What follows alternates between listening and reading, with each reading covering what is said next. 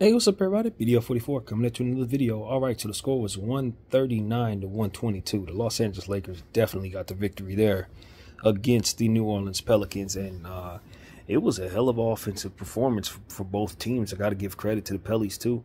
We had a 51-point second quarter, you guys. I don't remember any 51-point quarters since I've been doing this. None. I don't know if that was the high of all time for us or what, but it definitely is the highest I've seen since paying attention to stats in this way. You know, the scoring was just unbelievable, man. You got to give credit to all of our starters for sure. No one had anything less than 20 points. D'Lo had 30, hit about 6 threes, 4 of them in a row. I think Braun walked away with like 21 points and 14 assists. Rui walked away with 21 points as well on a plus 21 for the night, highest plus minus anybody on the team.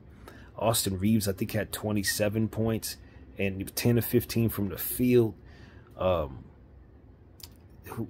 was just D'Lo. I think AD had 20 points, 6 rebounds, 6 assists. Jackson Hayes with 6 points, 8 rebounds, 2 blocks. It was a hell of a night. Statistically, guys really showed up, man. I've been extremely impressed with Jackson Hayes. His rebounding, that 8 rebounds really helped because we got out rebounded tonight.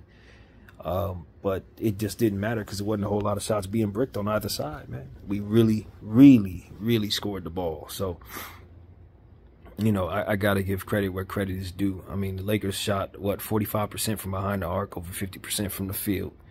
And it just wasn't a whole lot of defense being played, man. I saw some good defensive sequences here and there from both squads, but ultimately it was just back and forth, back and forth, back and forth. And we were taking steps to pull away from them once D'Lo would get hot.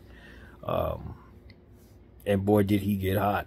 In that second quarter, he was unbelievable. And I know his knee wasn't hurt. Just like I told y'all in the Laker video that I made, that just finished uploading, even though I made it like 6 hours ago. There wasn't nothing wrong with that knee. He could have played yesterday, man. There wasn't nothing wrong with that knee. So, yeah, he came out there and showed us why it was a good decision not letting him go. A D'Lo rental, if he plays like this for the rest of the season, is worth more than enough to us. And we're a lot better team than we're giving ourselves credit for if he steps into his own and Jackson Hayes continues to play like this. We're just a different team than we were the first, whatever, how many games it's been of the season. If we could just get this from everybody. We got good news on Cam Reddish. He is going to be cleared to do basketball duties. So we expect that he could be back after the All-Star break, which is, what, the end of next week? Great news also, Spencer Dinwiddie was next to our GM tonight at the game doing photo ops, basically. So it's a high chance that he's going to choose us over the Dallas Mavericks, from which he has the choice. But he used to play for the Mavericks, so that's what I know. And I'm hopefully he does choose us, man. Skylar Mays had a bad game tonight for his standards, even though he had some excellent sequences. And the reason why it's a bad game is because he just missed 2 3-point shots back to back. Otherwise, he played pretty solid with the minutes given. My thinking was, in watching his sequences of shooting those threes, get the ball to the hot hand, D'Lo. Get the ball to D'Lo. You're the point guard. You are known for assists. You don't have to score it all, though. Just get assists going for the hot hand and keep the team in rhythmic motion. That's really all we want to see.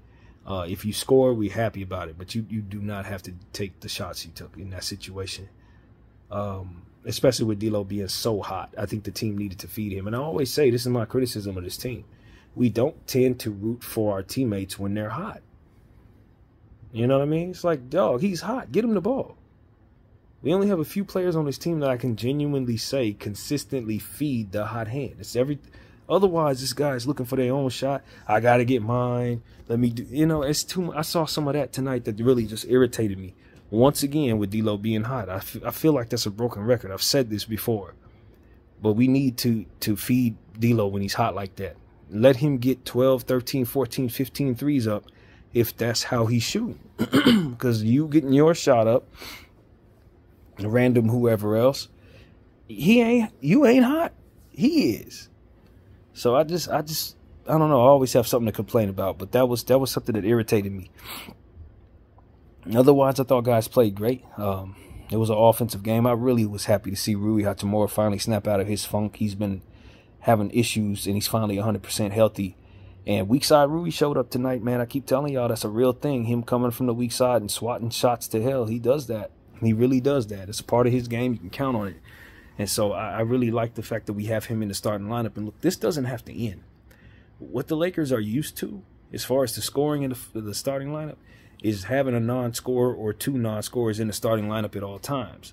Now that Darvin Ham is running Rui Hachimura in the starting lineup with Bron and AD, with Austin and D'Lo, what you're finding out is that, yeah, you don't have that defensive presence out there to, you know, disrupt things on the other end, but you could score 137 points. You can have a 51-point quarter because everybody on the floor is a scorer.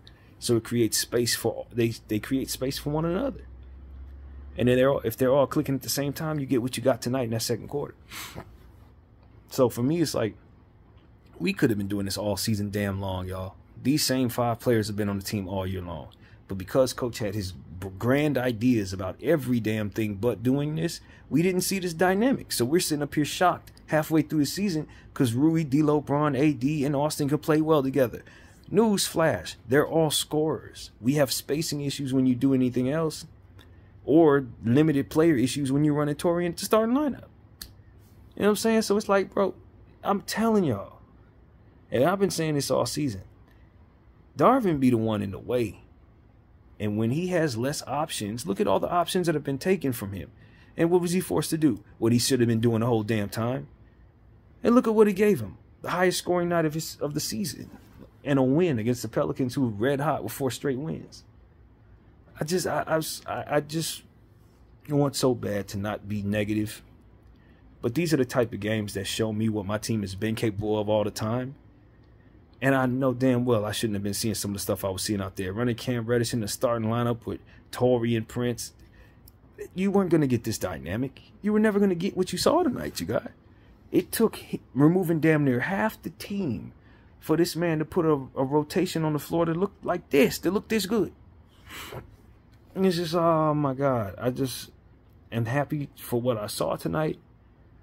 But the way my brain works, I just find myself even more so irritated with what it is I've seen all year. You know what I'm saying? That's what this did. This made me, like, we could have did this every single game. All the games we lost when we couldn't score the ball, we couldn't get 90 to 100 points up. And you see what this team did tonight. And the only reason why that is because he was forced to run all his scores. And wouldn't you know it, they scored the ball. So that's where I'm at. That's exactly where my head goes, man. It was good to see Rui Hachimura get his scoring going. Bron, AD, Austin, and D'Lo all scored at the same time. And then to bring just the revelation of our team, Jackson Hayes off the bench and the way that he's playing, just disrupting things on the defensive end and being pretty accurate on the offensive end. I mean, he's just a different person this month than he was over the last 2 months. I don't know who Jackson Hayes has turned into. I don't know what's changed in his life, but he is a different ball player. He's a different ball player. And I'm happy to see him checked in. I'm happy to see him in the starting lineup. And his elevation in play has led to all of the success, more or less, that we've had. He's been the difference, if you ask me. Because everybody else been doing what they always do. But once you have him playing like a real player, getting basically 6 and 8 and 2 every night for the last 6 games, that, well, along with his length and athleticism and his speed, it really helps the team in some major, major ways. And I'm very pleased with that. I thought that we had a quiet night from other players who played on the bench. Of course, we didn't have Max Christie available tonight with the rolled ankle, and so much of our team is missing. But I thought Christian Wood was okay, a little quiet tonight, but he was okay. And it was basically us just running most of those 5 all night long. You know, D'Lo played like 40 minutes tonight, and Austin was awesome. You love when D'Lo and Austin are both hot on the same night because you can also get this dynamic, and that's what you saw with Austin scoring the way that he did. I mean, he didn't miss anything in the first half and continued his hot shooting ways in the second half. So we just need some consistency from Austin, because he'll have nights like this and then turn around and have an 0 for 6 night from behind the arc. So it's like, this is the Austin we need every night. And if we get it, I'm telling y'all, we're a better team. We didn't have to necessarily make any trades if the team was going to play like this. You know what I'm saying? We need to make trades if we're not going to get anything out of Jackson Hayes. If we didn't have Rui playing at a high level, you know, that's when you start saying, okay, the team's not good enough. But I've been saying this all year long. When you rely upon mediocrity, you get mediocre results. When you remove the mediocrity and put all the players on the floor that are above average, you're going to get above average results. And that is what Darvin has been forced to do. He can't play none of the people he want to play. He can't overuse Torian Prince anymore. He can't overuse Cam Reddish anymore. You know what I'm saying? Stuff that he likes to do. Nah, none of that. Nah. We are in a space where the only thing you can do is the right thing to do. And that's put players on the floor that can all score the ball, spaces around LeBron James and AD. And wouldn't you know it, we've been playing great ever since that's been forced upon him. And so that's where my head goes with this one. Good bounce back game from the last one. And I just wish we would have suited up D'Lo yesterday, man. There wasn't nothing wrong with him. You should have suited him up in the Denver game. And if he would have shot the way he shot tonight, Denver goes home. And I said something in my live last night that took all day to process today. But the few people who were in the live in there with me heard me say this, and I'm going to say it to you now about Denver. Denver doesn't score like that. They got blown out by the Sacramento Kings by over 20 points tonight because Sacramento went up to 128 points and they couldn't reach up there with them. That's the problem with Denver this year, y'all. They have lethal scorers, but they need to run those scores like we ran our scores tonight in order to score as much as they do. Because if they reach into their bench, some of the dudes cannot execute very well. Your Christian Brauns and your Reggie Jacksons and all that. I told y'all last night, and we saw evidence of that tonight with the score against the Denver Nuggets. They came out and laid an egg because they couldn't score enough. And I'm telling you, if we would have had D'Lo last night, we would have did the same thing to him Sacramento did to him if D'Lo would have shot like this. And so I just want to say, man, I'm not afraid of Denver so long as we can run the score up like we did tonight against them. You got to get all your scores on the floor, and you got to blow that game open early. Because if it's a close game down the stretch, they're going to out-execute you. But if it's a blowout where you've ran up the score on them, I don't think they can keep up. And I know that sounds absolutely insane. But judging by what I've seen over the last 8 games, based on what the data showed me in regards to the Denver Nuggets specifically, they can't score like the Pelicans did tonight. They can't score like we did tonight. They just don't. They don't do it.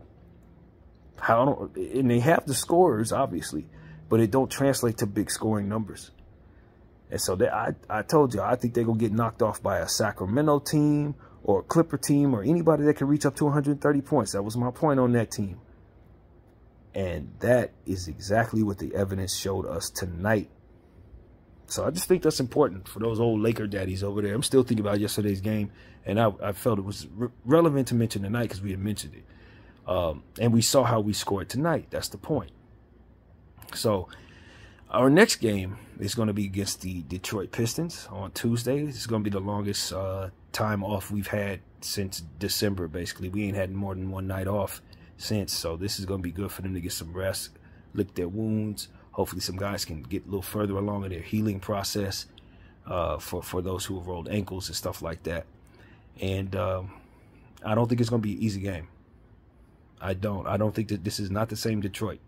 They're not a good team, but they're going to be better than they were when we saw them last. But I'll tell you this, D'Lo had one of his best games against the Detroit Pistons. And given the way he's been shooting, I'm looking forward to seeing what he does against them. But tonight was good. Tonight was good, man. A lot of highlights, a lot of offense, whole lot of offense. We scored like crazy, and you just know that your team is capable of doing this every night because the players that he used are capable of doing this. You know, if Austin finds his consistency, he could do this.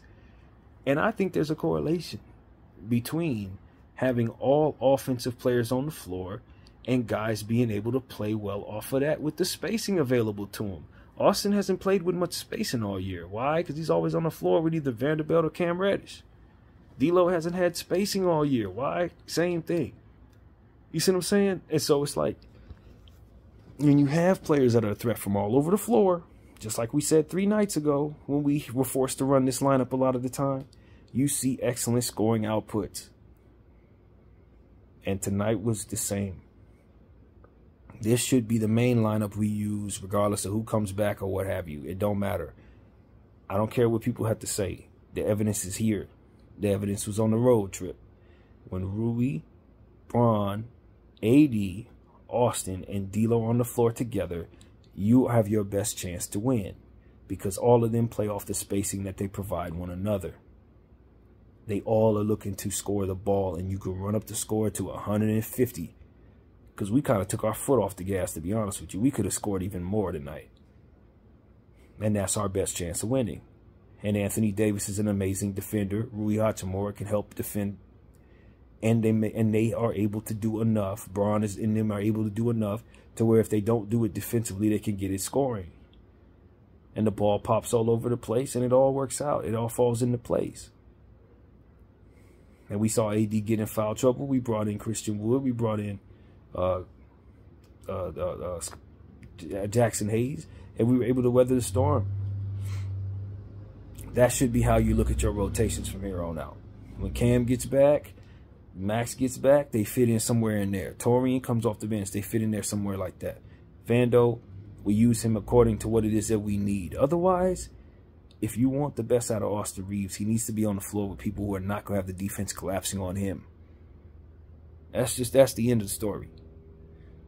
And Torian Prince, as good as he's been shooting the ball, the other deficiencies he provides doesn't give you that dynamic. It just ain't the same. You need Rui. And so that's it. This is the starting lineup. This is the actual starting lineup that Darvin Ham should look to use from here on out. Shouldn't be any reason where he has to shake this up. These are your 5 best players.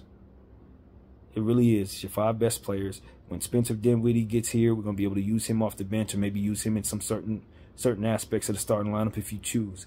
But at the end of the day, this is who we got. This is our starting lineup in my mind. And if we switch it up, we're asking for trouble. You know what I mean? And it's a damn shame it took this long for us. We had to lose 27 games and have injuries hit us for the second time this season for this coach to finally realize, hey, yo, this is what we're going to do. So that's what I got to say, man. It took too damn long to see this lineup. Too damn long. Game ball, I'm not really sure to give the game ball to because there was so many different players that played great. Bron with the 21 and 14 I thought was spectacular. Austin Reeves couldn't hardly miss. D'Lo couldn't hardly miss. I really don't know, man. I genuinely do not know. This is one of the times where I'm truly stumped because you had so many people do so many spectacular things. I think Rui had the best plus minus, as I'd already mentioned. I think Jackson Hayes plus minus was like a plus 15 or something like that. You had a whole team of guys that really, really balled out. But I think for me, though there are more intangible things that guys contributed to, I'm just going to go to D'Lo with this one because at the end of the day, he was the guy that really entertained us, spread the floor out. He was a high score man on the highest scoring game we've had. So since it's a scoring night, you go with the man who scored the most and keep it simple. But I think LeBron James with them 14 assists and his 21 points, you could argue accounted for even more points than that. And he was spectacular. So it was a lot of people who deserved it tonight, man. But I'm just going to choose D'Lo because he was really running the score up, man. He's the guy you're going to remember the most about this basketball game. That's what it really comes down to for what I'm saying.